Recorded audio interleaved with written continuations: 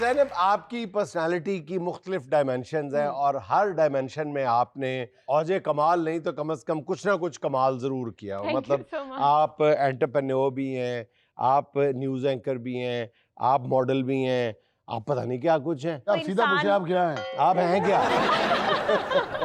अच्छा, मैं आपको बताती हूँ लिटरली लाइक मैं अपनी तारीफ नहीं करना चाहती, कुछ नहीं, लेकिन कोई इंसान अगर मेरे साथ 1 साल रहेगा ना तो उसे डेली पता चलेगा कि मेरे में एक नई क्वालिटी है। अच्छा।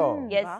बिकॉज इतनी छोटी एज में टच टाइपिंग मुझे आती है, 100 स्पीड है मेरी टच अच्छा। टाइपिंग के ऊपर। अच्छा। I am very good at studies. मैंने जिस फील्ड में मैं घुसी मैंने उसे इतने अच्छे से किया। और स्पेस साइंसेज में भी मैं सिल्वर मेडलिस्ट हूँ। माय जीपीए जबरदस्त। अराउंड 4/4। अच्छा, स्पेस साइंसेस Yes. पढ़ी है, जबरदस्त, इतना और सीरियस सब्जेक्ट क्या है? नासा में जाते जाते ये इधर टर्न ले लिया इन्होंने। यस, और मैट्रिक और एफएससी में भी 90% मेरे रहे मार्क्स, और हमेशा मैं स्कॉलरशिप पे रही। 10 रुपीज पे मैंने पढ़ा। ये जो आप बता रही हैं कि हर साल आप में से कोई नई क्वालिटी है, तो क्या आपके हाथ पीछे बांध दिए जाए तो नाक पे बैठी मक्खी उड़ा लेती हैं? क्या क्या आप नया क्या करती हैं? हर साल क्या नया सीखती हैं? अच्छा, मैं बताती हूँ, मेरा हमेशा यूट्यूब चैनल भी है, मोटिवेशनल वीडियोस मेरी होती है। मैं हमेशा लोगों को बताती हूँ डेली कुछ ना कुछ नया सीखें। फॉर एग्जांपल, मैंने आपसे कोई लफ्ज सुना ना तो मैं फौरन से गूगल करूंगी, सर्च करूंगी, उस पर पूरी पीएचडी करूंगी। और यही मैं कहती हूँ कि कोई लफ्ज इवन लिखा हुआ क्यों ना हो, वो बेमानी नहीं है लफ्ज। कोई भी चीज हो, आप उसको सर्च करें, आपके पास इतना नॉलेज होना चाहिए, आप किसी से अच्छे से गुफ्तगू तो कर सकें। हाँ, ये बहुत अच्छी बात है। तो आप कह रही हैं कि आप कुछ ना कुछ सीखती हैं, और जाहिर है कि आप, हमारा शो जो है बहुत सीरियस नौइयत का शो है, तो हम जाहिर है कि सीरियस सवाल ही आपसे करेंगे। तो अगर आप कुछ सीखती हैं और न्यूज़ एंकर की हैसियत से आपको लफ्ज़ों पे कमांड होनी चाहिए, लफ्ज़ों पर दस्तरस होनी चाहिए, आप 30 दफ़ा राजा गोप गपंगम दास कह के सुनाएं। हमारा सीरियस शो है। न्यूज में ऐसे लफ्ज यूज नहीं क्यों नहीं? होते। अगर किसी मुल्क का बादशाह बन जाए राजा गोप गपंगम दास, तो क्या पूछेंगे आप मैं उनसे? उसे नहीं कहा जा रहा कहूंगी, मुझसे। नहीं, मैं उसे बुलाऊंगी गोपू गोपू। नहीं, सर, ज़ैनब में बहुत सारी क्वालिटीज हैं और आजकल ये एक बहुत ही स्पेशल क्वालिटी की बेस पे बहुत वायरल हैं। वो है आई हेट माय फूफो के बेटे। अच्छा, ये क्या मामला है?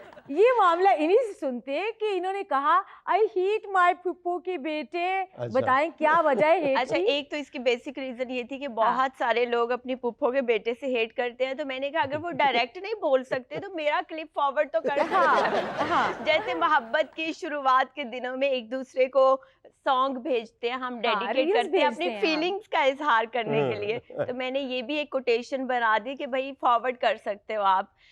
लाइक सुहाना, आप ही बताएं कैसा फील होता है जब पुप्पो का रिश्ता आता है?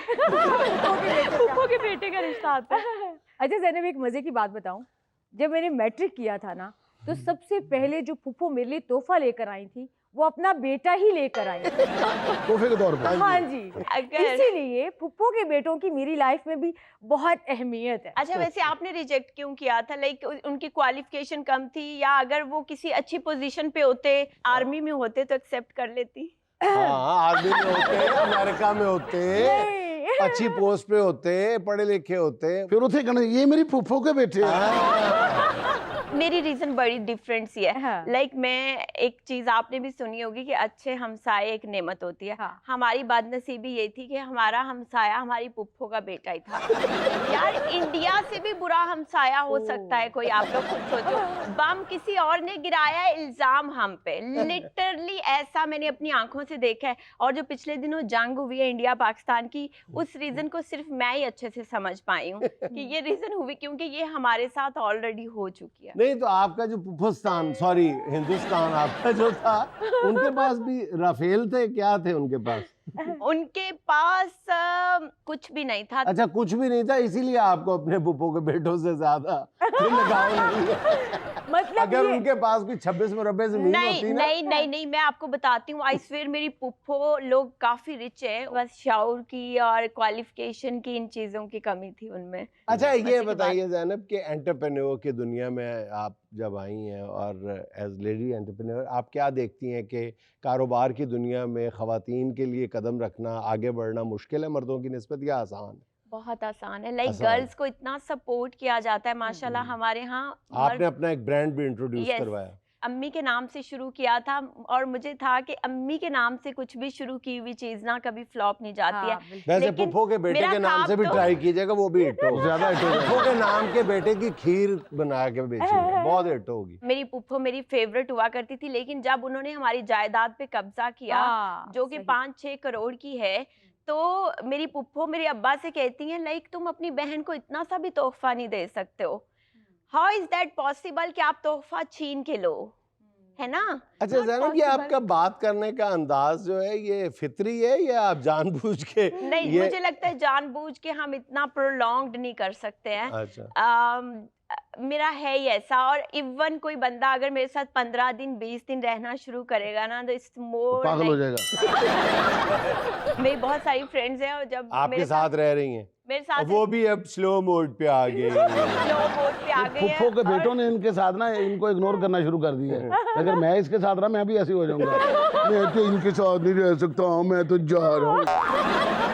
अच्छा ज़ैनब, जब आपने मॉडलिंग की दुनिया में कदम रखा और आपका पहला फोटोशूट था, तो कैमरा ज्यादा कांप रहा था या आप ज्यादा कांप रही? अच्छा, कैमरे के पीछे वाला कौन था? पुप्पी का बेटा। नहीं, कैमरा ही कांप रहा था, कैमरा ही कांप रहा था, मैं नहीं कांप रही थी। अच्छा, तो आपने मैं हाथ हमेशा में बर्फ से पकड़ी हुई इतनी थी? कॉन्फिडेंट हूँ, I don't know, it's like I am born with these qualities या बाद में बिल्ड हुई, बट मैं कभी भी कैमरे के सामने नहीं कांपी हूँ। मजे की बात, news anchoring is a tough job ना, बिल्कुल। तो जब मैं फर्स्ट टाइम ऑडिशन देने गई थी, अगर आप मेरा ऑडिशन देखो तो आप लोग को लगेगा पता नहीं मैं कितनी देर से प्रैक्टिस थी, बट मुझे हमेशा से था कि मैंने कुछ अपना करना है। लाइक मुझे होता है ना बिजनेस वुमेन, बिजनेस मैन, हाँ। और अभी भी आप यकीन करें जब मैं 8th में थी ना तो मैंने एक ब्लॉग बनाया था। मेरे गांव में मैंने देखा औरतें कितना उनके साथ ज्यादती होती है, लाइक इतनी सारी औरतें हैं जिनको आज भी वो हुकूक नहीं मिल रहे हैं। तो मैं बहुत छोटी थी जब मैं एक बुक लिख रही थी औरतों पे, अच्छा। और मेरा ब्लॉग था लेट्स प्रोटेक्ट वुमेन, वाओ। और मैं उस पे आप देखें मेरी तब बच्चों वाली इंग्लिश थी, तो मैं उस पे ब्लॉग डालती थी कि गर्ल्स के साथ क्या क्या हो रहा है, ये नहीं होना चाहिए, और ये चीजें, और एहसास मतलब आप तो खुद पैदा होते ही फुफ्फो। अच्छा, पुप्पो वाली क्वालिटीज नहीं है मेरे में, इसलिए मैं डरती भी हूँ शायद भाइयों की शादी ना हो पाए। फुफ्फो बन दिखातर पर आवेले फिर जा रहे। अच्छा, ये सुहाना जो है ये एंटरप्रेन्योर बन सकती है, ये एक बिजनेस शुरू करना चाहती है, जिंदा केकड़ों वाला पुलाव। हाँ? ये अपनी पहचान बनाना चाहती है, बहुत अच्छा बनाती है। यानी पहले पुलाव पका लेती है, उसके ऊपर जिंदा केकड़े छोड़ती है ये। Oh my God, आपने टेस्ट किया हुआ है? नहीं, अभी तो हमने सिर्फ बनता ही देखा है। अच्छा, बस जब टेस्ट करेगी, अगर टेस्ट अच्छा हुआ तो मैं शुरू करवा दूंगी, क्यों नहीं? ये business? अरे नहीं, वाह। माशाल्लाह जितनी आपकी सेहत है आप तो उसके ऊपर सफर भी कर सकते हैं। और आपने 2 कदम चलना तो आपने केकड़े को कहना है जरा मेरी बाह फड़ी जरा, और सामने वाले केकड़े ने कहना बाजी जरा आस्ता आया करो, तुसी बोलते भी बहुत है स्पीड भी बहुत है।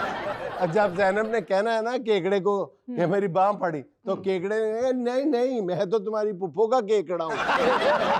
बड़ा केकड़ा।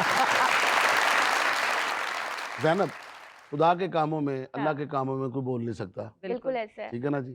खुदा की करनी ऐसी हो जाती है कि कोई ऐसा माहौल बन जाता है, ऐसी सिचुएशन बन जाती है कि शादी फुप्पो के बेटे से हो जाती है। फिर खुदकुशी की ऑप्शन भी तो मौजूद है। Oh my God. जितना माशाल्लाह आप बोलती हैं, जो आपका फ्लो है, तो आप सिर्फ 6 महीने वेट करना, हो सकता है फुफ्फो का बेटा खुदकुशी कर ले। तो अब बारी है सुहाना का सवाल मेहमान से।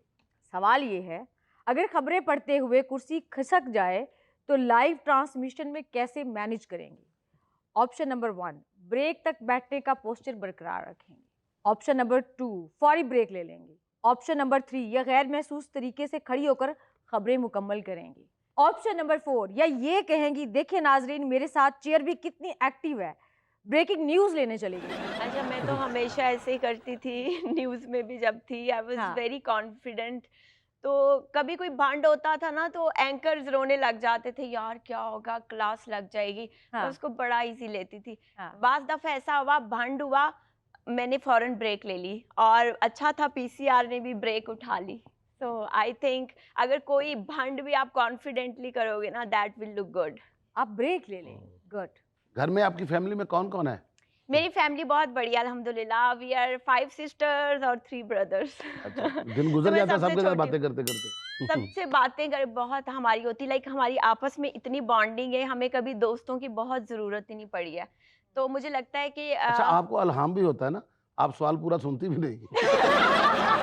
लिटरली मुझे इल्हाम होता है। मैं आपको बताऊं, मेरी हाँ। इतनी इंट्यूशन है। अच्छा। आप अपने माइंड में रखेंगे ना कि हाँ। 1 से 10 तक मैंने कौन सा नंबर रखा हुआ है, हाँ। तो मैं बताऊंगी this is the number you are thinking in your चलें माइंड। बताएं। अच्छा ठीक है, 1 to 10। हाँ 1 to 10। 7। नहीं, मैंने 3 सोचा था। मैं नहीं मानती। तुम ना मानो। सोचा मैंने था मानना। नहीं, आप चाहते होंगे ये गलत हो जाए। नहीं आपने मानोगी। 7 ही रखा था, 7 ही था। फुफ्फो तो बेटे तो अलावा भी कोई बंदा तेरे नाल नहीं चल सकता।